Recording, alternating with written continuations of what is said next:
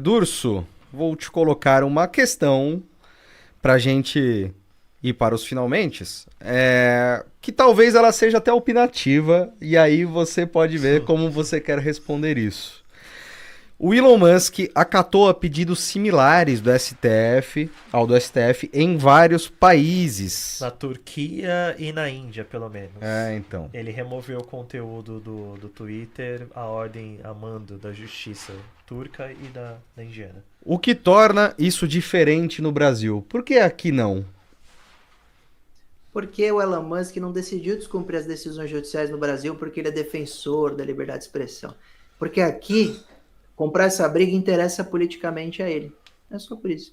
Elon Musk não é um ser totalmente maluco. Ele sabe muito bem o que faz. Então lá, em países autoritários, inclusive ditadura, que ele não pode nem funcionar, ele acata. E às vezes até tira foto lá com o presidente, com o ditador e tal. Por quê? Porque interessa. Mas nossa, ele tá tirando foto com o cara que mais censurou o povo, etc. Mas pro Elon Musk interessa e tá tudo bem. Agora aqui, não interessa politicamente. Ele sabe que esse desgaste que ele está causando é muito bom para a direita, para a narrativa que ele apoia.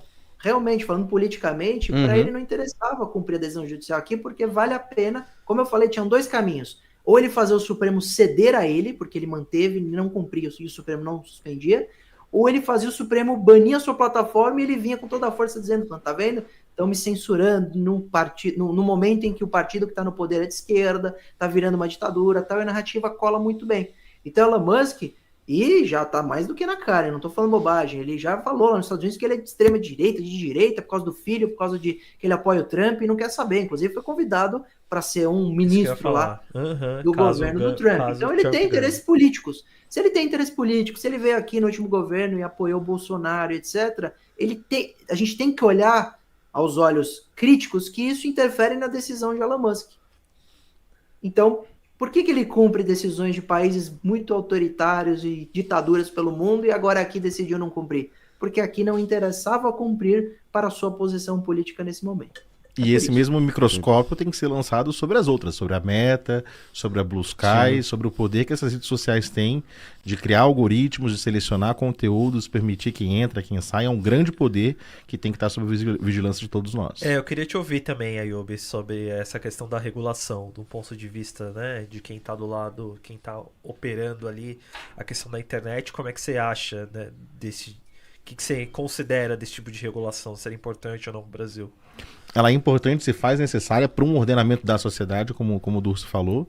E a parte que me afeta mais intimamente é como isso tem um risco de afetar a internet como ela foi fundada e como a gente conhece ela.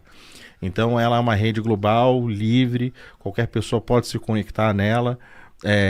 Como ela teve um berço acadêmico puramente, então nossos acadêmicos não visionaram como seria esse tipo de uso que a gente faz hoje. Então ela por berço não tem mecanismos de controle, de barreira.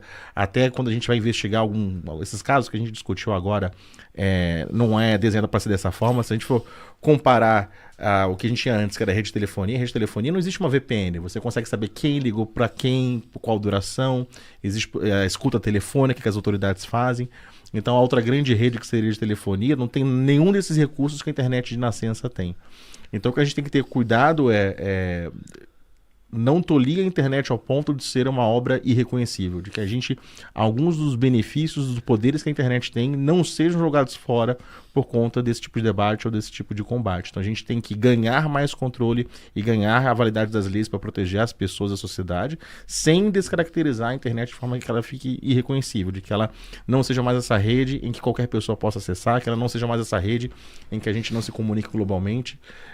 Como que isso poderia acontecer? Vamos pegar um exemplo de um debate que criou muito ruído, a história de ter representação legal ou não, permitir ou não uma empresa atuar. Se o entendimento de alguns, que é só um ruído, o Durso explicou que isso está errado, que somente empresas que têm representação legal no Brasil pudessem estar na internet, isso criaria uma coisa no Brasil que não é a internet, não é a rede que eu opero, né? Seria uma Brasnet, seria uma rede brasileira que só funciona com empresas brasileiras.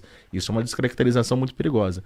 Então a gente tem que perseguir esses direitos, perseguir uma estabilidade jurídica maior, mas com muita atenção de que a internet ela é a maior obra da humanidade, é algo nobre e sensível. Isso não é um produto, isso não é um cercadinho que somente algumas poucas empresas usufruem. Ela é todos os brasileiros e todos os cidadãos têm que ter acesso a essa rede, têm que ter direitos garantidos para poder acessá-la. Que aspas, hein, meu amigo?